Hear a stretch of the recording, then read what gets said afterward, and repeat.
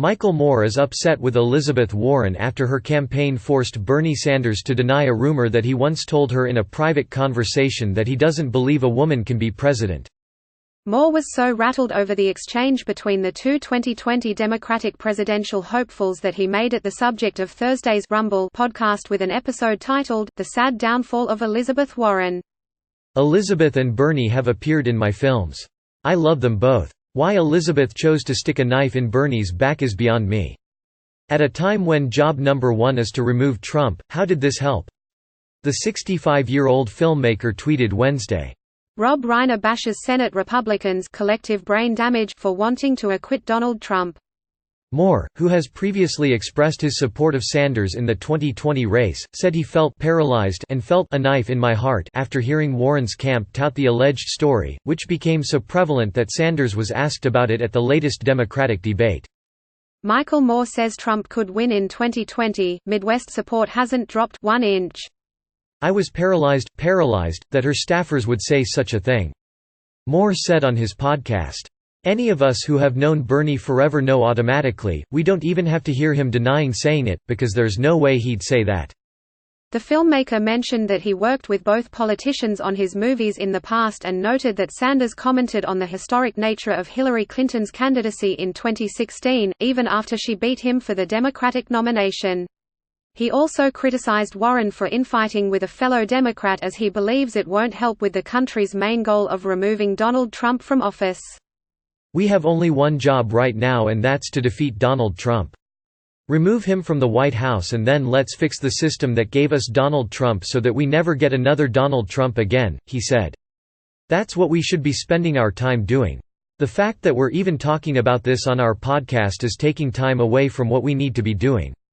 He added, I'm thinking, what is going on here? I'm thinking, on Monday night, I got so sad. I thought, oh my God. Are we going to mark this date, Monday, January 13, 2020, as the day that Donald J. Trump actually won re-election because the Democrats couldn't keep it together? Because we had to fight each other? Trump sides with Sanders amid dust-up with Warren. I don't believe Bernie said that. Sanders' alleged remarks were first reported on Monday, according to sources close to Warren and those familiar with their meeting. Sanders offered a strong denial. It is ludicrous to believe that at the same meeting where Elizabeth Warren told me she was going to run for president, I would tell her that a woman couldn't win, Sanders told Fox News. It's sad that, 3 weeks before the Iowa caucus and a year after that private conversation, staff who weren't in the room are lying about what happened. What I did say that night was that Donald Trump is a sexist, a racist and a liar who would weaponize whatever he could. Do I believe a woman can win in 2020? Of course. After all, Hillary Clinton beat Donald Trump by 3 million votes in 2016.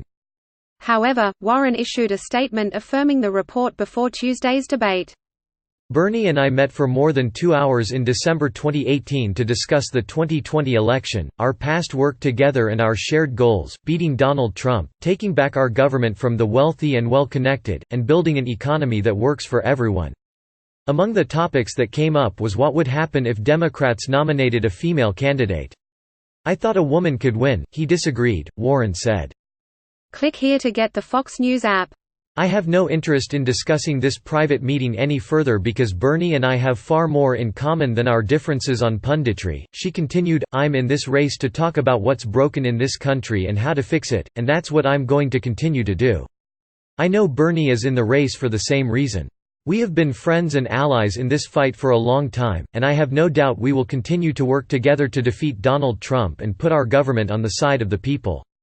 Fox News' Joseph A. Wolfson contributed to this report.